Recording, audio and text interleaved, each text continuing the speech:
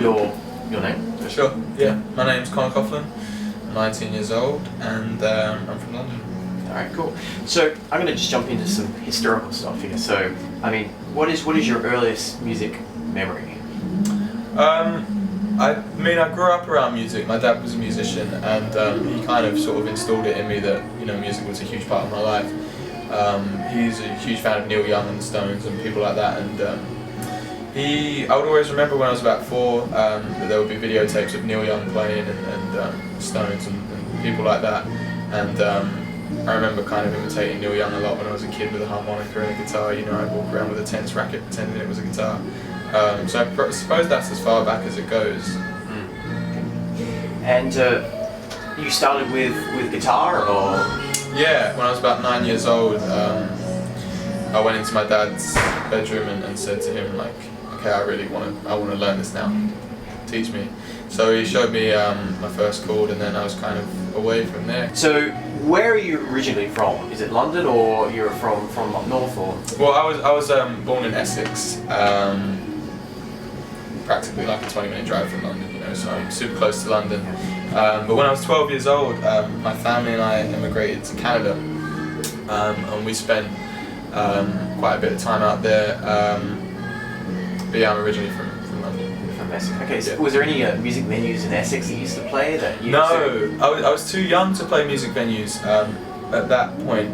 But when I was about 14 in Canada was when I really started. I think I might have been younger than that, might have been about 13. I kind of started going into the local bars in Canada and basically trying to just, you know, learn my craft, I guess. And yeah, I'd kind of go around to all the open mics. It was a small town that I was living in, so there's not a lot. It's not like London where there's, you know, loads of music venues. So out of the 4 or 5 music venues, I'd sort of hit them up every week, you know, after school, and yeah, try and learn my craft as best as I could.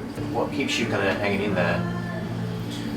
Just because it sounds very cliche, but it's all I could ever imagine doing. It really is. I mean, ever since I was a kid, because I've grown up around it, it's all that's been sort of on my mind. That's all I've ever think about, really. So I couldn't imagine doing anything else. And it's kind of like there's no plan B kind of thing, you know. It's never like, well, if this doesn't work out, well, you know, I'll become a carpenter or something like that. You know, it's just it's kind of, this is me and this is what I do, and you know. Yeah. Okay. And so you've got a new album coming out. Mm-hmm. Tell us about the album. What's the inspiration for that? You know, I mean, what message are you trying to get across in that album? Well, the album's quite an interesting one, really. It came out on October 9th, and it's kind of, a lot of the songs on it I wrote when I think the earliest one I was 14 when I wrote the song. I might have been even younger. So it's kind of like a timeline, I guess. I mean, there's songs that I wrote when I was 14, songs that I wrote when I was 16, and it goes all the way up to I was 18, you know. So it's kind of like a timeline, and you can definitely tell that in the writing, you know. But it's cool. It's like having a diary, you know, to look back at. It's cool.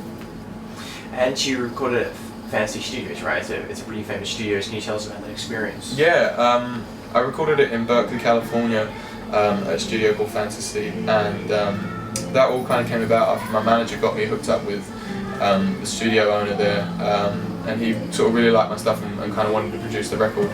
His name was Jeffrey Wood, and it was just such a great experience. You know, it was kind of, you walk in and you walk down the hallway and you see all these records by all these, you know, incredible people like, you know, Journey and Iggy Pop, and you know, all these people that have sold, you know, 5 to 10 million copies, and it's like, I want to be up there. You know, that's kind of how I look at it. But it was a great experience, you know. And so after tonight, where else are you touring?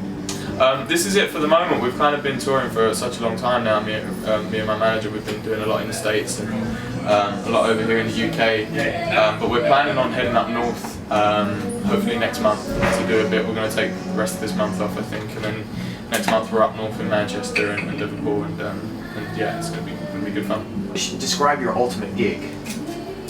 Well, I've always said, because it was the first show I ever went to watch, I really want to play Shepherd's Bush.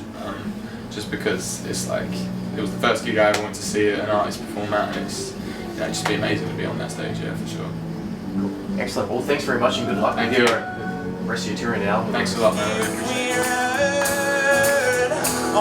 Honesty, it came suddenly when she stayed behind to world for of martingale.